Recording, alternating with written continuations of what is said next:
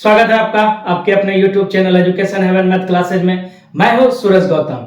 आज अपना अध्ययन करेंगे अनुपात और समानुपात के बारे में। इससे पहले हम लोगों ने इसका 4 क्लास कर लिया। अगर जो आपने वह वीडियो नहीं देखा है तो जाके देख लीजिएगा, लिंक डिस्क्रिप्शन में दे दिया गया ताकि यह अच्छे तरीके से अपना क्लियर हो जाए। तो अब बढ़ते हैं प्रश्न की तरफ। क्वेश्चन नंबर 1 से अपना बनाना प्रारंभ करेंगे। तो क्वेश्चन नंबर 1 क्या कहता है? कहता है सोना और तांबा के दो मिश्र धातु ए और बी में सोना और तांबा का अनुपात क्रमशः 7:11 तथा 4:5 है। दोनों मिश्र धातुओं को पिघलाकर इसके बराबर मात्रा लेकर इन्हें एक साथ मिला दिया जाए तो इस प्रकार बने नए मिश्र धातु में सोना और तांबा के अनुपात का अंतर क्या होगा? तो पहले क्या कहता है? बराबर मात्रा में मिला दिया जाए। तो सोना को अपना ले लिए क्या, गोल्ड मानते हैं तो जी, और तांबा का ले लिए सी, कॉपर। तो ए में क्या अनुपात दिया हुआ है? इसका ए का जो अनुपात दिया हुआ है वह दिया हुआ है 7:11 के अनुपात में लेता है। तो सोना 7, तांबा कितना? 11 के अनुपात में अपना लिया। आ गई बात समझ में? अब बी में क्या कहता है? बी का अनुपात जो लिया जाता है वो कहता है 4:5 के अनुपात में हमने लिया है। अब बोलता है दोनों को बराबर मात्रा में लेना है, यानी कि दोनों को बराबर मात्रा में मिला दिया है। तो बराबर मात्रा की जब बात करें तो क्या करेंगे? देखिए पहले इन दोनों का योग निकाल लेते हैं। तो कितना आता है? इसका योग आ जाता है 18 और इसका कितना आ जाता है 9। तो ये दोनों बराबर मात्रा में तो है नहीं, तो इसको पहले बराबर मात्रा में लाना पड़ेगा। तो क्या करेंगे? 18 और 9 का एलसीएम निकाल लेंगे। तो इसका एलसीएम हो जाएगा कितना? 18। इसको 18 पुराने के लिए कितना से गुना कर देंगे? 2 से। तो फिर आगे क्या करेंगे? ए ज्यों का त्यों 7 कितना? 11 ले लिए। बी का कितना? बी गुना 2 किए हैं तो बी का हो जाएगा कितना? 8:10। अब बराबर मात्रा में लेके बोलता है इसको मिला दिए। तो बराबर मात्रा में लेके मिला देते हैं। तो यह हो जाएगा कितना? 8 7 15 कितना? 21। जिसको काटने के बाद कितना आ जाएगा अपना? 3 से कट जाएगा दोनों, 5:7। तो आगे जो कहता है सोना और तांबा के अनुपात का अंतर क्या होगा? तो दोनों के अनुपात का अंतर कितना है? एक दिया हुआ है 7 और दूसरा दिया हुआ है कितना? 5। तो अंतर निकालने के लिए 7 घटा 5 यानी कि 2। कितना अंतर हो जाएगा? 2। जो ऑप्शन नंबर किस में दिया है? ऑप्शन नंबर सी में दिया हुआ है। आ गई बात समझ में? बढ़ते हैं अगले प्रश्न की तरफ, क्वेश्चन नंबर 2 की तरफ। क्या कहता है? क्वेश्चन नंबर 2 कहता है दूध और पानी के तीनों मिश्रणों में दूध और पानी का अनुपात क्रमशः 3:1, 5:3 और 7:5 है। तीनों मिश्रणों का बराबर मात्रा में लेकर एक साथ मिला दिया जाए तो इस प्रकार बने नए मिश्रण में दूध और पानी का अनुपात क्या होगा? तो फिर सेम क्वेश्चन। क्या कहता है? बराबर मात्रा में लेके मिला दिया जाए। तो दूध यानी मिल्क, इसको एम से डिनोट करते हैं तो ले लिए एम। पानी यानी कि वाटर, डब्ल्यू से इसको क्या कर लिए? अंकित कर लिए। तो आगे क्वेश्चन क्या कहता है? ए में जो है सो अनुपात क्या लिया है? 3:1 के अनुपात में लिया, तो इसको लिख लेंगे 3:1। बी में क्या कहता है? दूसरा जो लिया है वो लिया है 5:3 के, तो लिख लिए 5:3 के अनुपात में लिया। अगला जो कहता है तीसरा अनुपात इसने जो लिया है वो लिया है 7:5 के अनुपात में लिया है। अब कहता है तीनों को बराबर मात्रा में मिलाया है। तो बराबर मात्रा में मिलाने के लिए क्या जानते हैं? अपना सबका योग निकाल लेते हैं। दोनों का ए का योग कितना? 4, बी का योग कितना? 8, सी का योग कितना? 12। तो इस सब को अपना बराबर मात्रा में लाएंगे तो उसके लिए क्या करेंगे? इसका एलसीएम ले लेते हैं। तो इसका एलसीएम कितना आ जाएगा? 24। कितना आ जाएगा?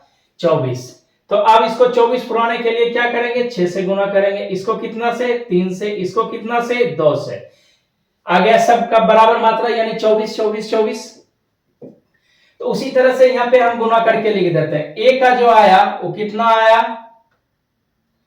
18:6। बी का कितना आया? 15। अनुपात कितना 9। उसी तरह से सी का निकाल लेते हैं।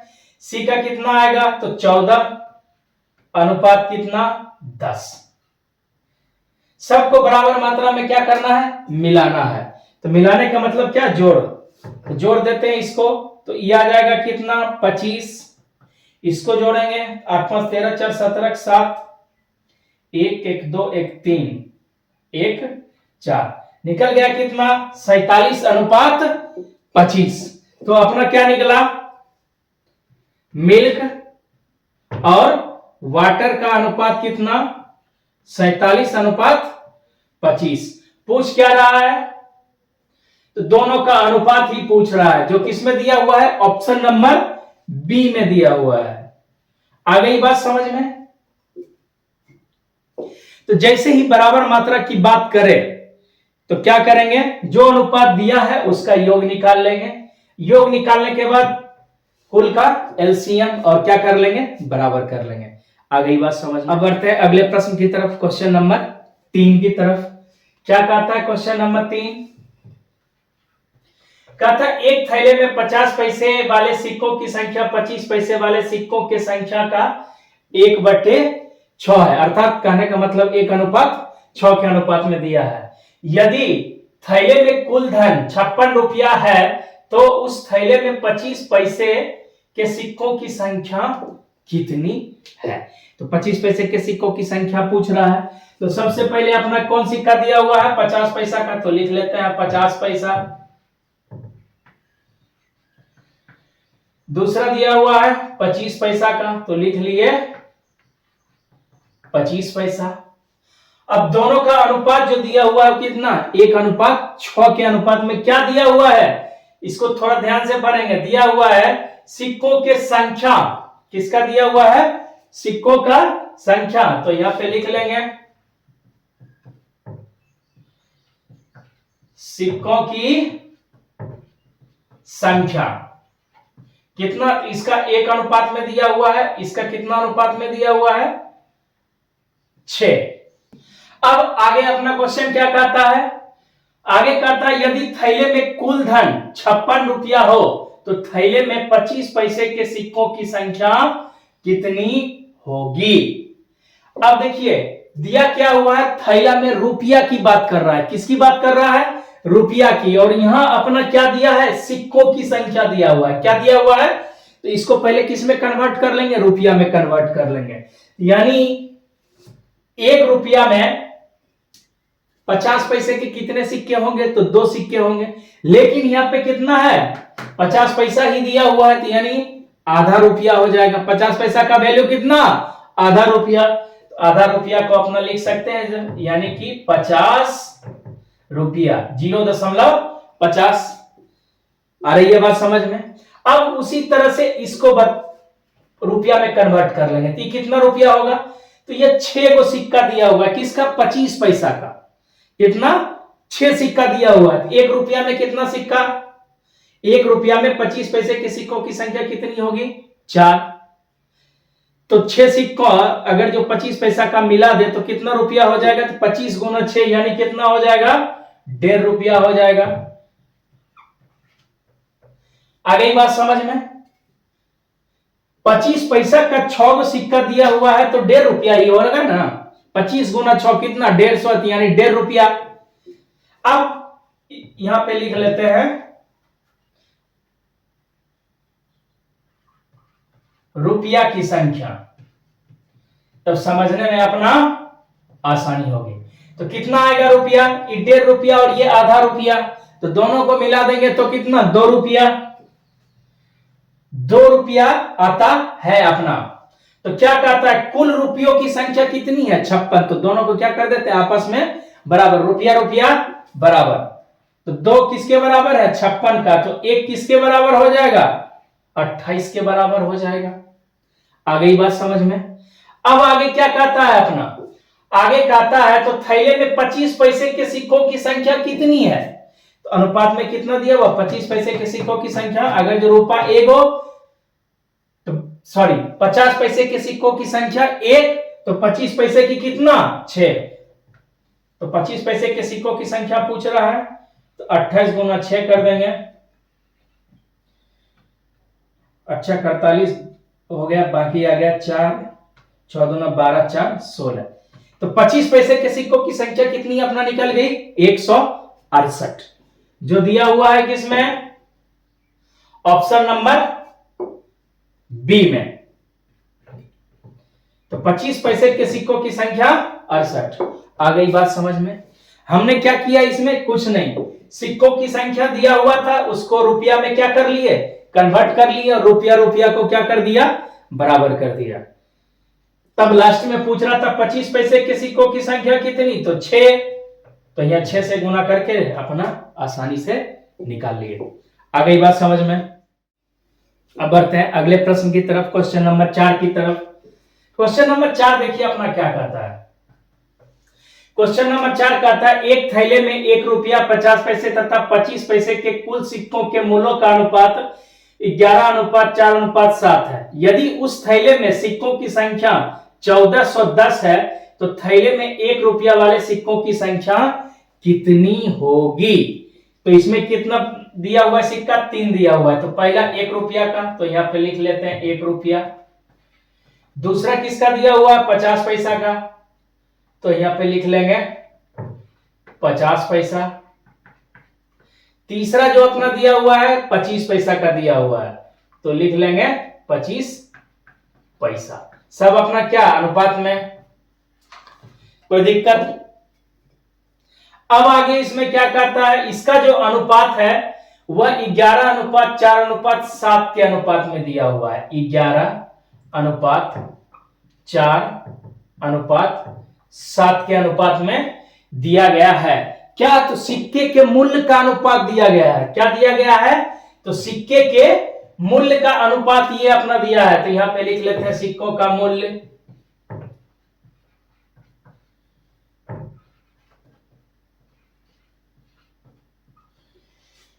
अब आगे करता है यदि उस थैले में सिक्कों की संख्या 1410 हो तो थैले में 1 रुपया वाले सिक्कों की संख्या कितनी होगी? तो ये रहा अपना सिक्कों का मूल्य। अब निकालना है क्या? सिक्कों की संख्या। तो लिख लेते हैं सिक्कों की संख्या। सिक्कों की संख्या क्या होगी? 11 रुपया में क्या गो 1 रुपया का सिक्का? तो सीधी सी बात 11 गो। इसको लिख लेंगे अपना क्या? 11। अब दिया हुआ है 4 रुपया। कितना दिया हुआ है? 4 रुपया में 50 पैसे के सिक्कों की संख्या कितनी? 1 रुपया में 2 गो, 50 पैसा, तो 4 रुपया में 8। तो लिख लीजिएगा कितना? 8। अब आगे बोलता है मान्यवर 7 रुपया अपना दिया हुआ है। कितना? 7 रुपया दिया हुआ है। तो 7 रुपया में 25 पैसे के सिक्कों की संख्या कितनी? 1 रुपया में 25 पैसे के सिक्कों की संख्या 4। तो 7 रुपया में 28। तो ये अपना किसकी संख्या हो गई? सिक्कों की संख्या हो गई। अब बोलता है कुल सिक्कों की संख्या कितना है? तो 1410 दिया हुआ है। तो सब सिक्का को आपस में जोड़ लेते हैं।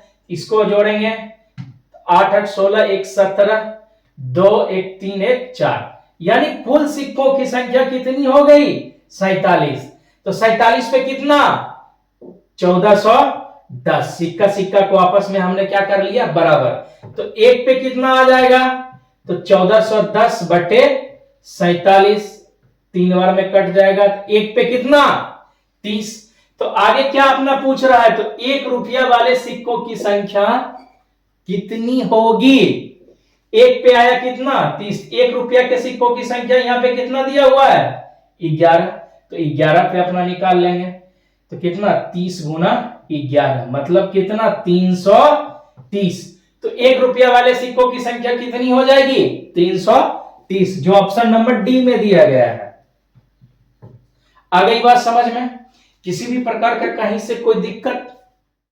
अब बढ़ते हैं अगले प्रश्न की तरफ, क्वेश्चन नंबर 5 की तरफ। क्या कहता है क्वेश्चन नंबर 5? समझते हैं।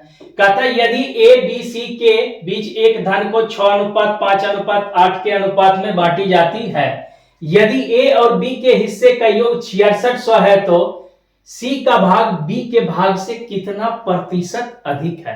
तो पहले अपना क्या करेंगे, सी का भाग निकाल लेंगे और बी का, तब जज कर लेंगे तो कितना प्रतिशत अधिक है। तो कितना भाग दिया हुआ है, 3 भाग, ए बी और सी अपना क्या किया है, दिया गया है, जिसका अनुपात कितना है,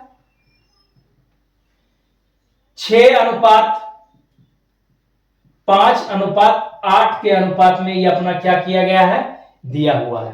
तो क्वेश्चन क्या करता है, ए और बी के हिस्से का योग 6600 है, कहने का इसका और इसका जो योग है वो कितना है, 6600। ये दोनों का योग यानी 11 होगा। कितना हो गया, ए प्लस बी बराबर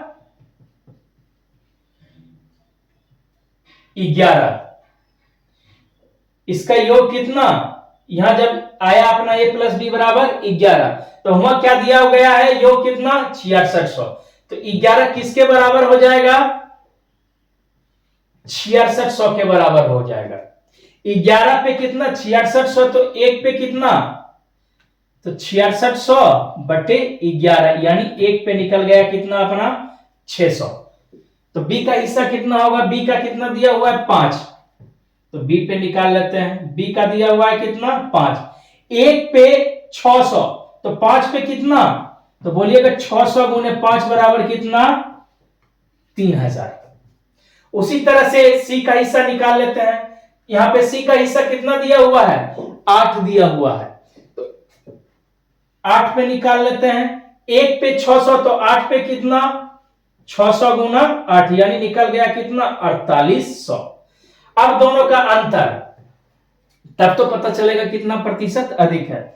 तो बी और सी के हिस्से का अंतर अगर जो अपना निकालेंगे तो सी और बी के हिस्से का अंतर तो 4800, यानी कर लेते हैं सी माइनस बी बराबर 4800 माइनस 3000, तो कितना निकल गया, 1800। अंतर कितना, 1800। आ रही है बात समझ में। प्रतिशत निकालने के लिए क्या करते हैं, तो अंतर गुना 100। तो कितना पे यह 1800 का अंतर आया है, तो बोलिएगा सर 3000 पे आया है। कितना पे, 3000 पे। तो जितना पे अंतर आया उसको यहाँ पे अपना क्या करेंगे, लिख लेंगे। काट लेते हैं, 3 जीरो है यहाँ, तो 2 गो ये 3 से कट जाएगा, 60 बार में 180, तो आ गया कितना, 60%। तो कहने का मतलब जो है, सी जो है बी से कितना प्रतिशत अधिक है, तो 60% अधिक है, जो ऑप्शन नंबर सी में दिया गया है। आ गई बात समझ में। अगर जो वीडियो अच्छा लगा हो और बात समझ में आ गई हो तो वीडियो को लाइक करें तथा चैनल को सब्सक्राइब करें। जितना हो सके इसको शेयर कीजिए, जिससे अन्य स्टूडेंट को भी लाभ मिले। तो फिलहाल इस वीडियो में इतना ही, मिलते हैं किसी अगले टॉपिक के साथ। तब तक जमकर मेहनत कीजिए। वीडियो देखने के लिए बहुत बहुत धन्यवाद।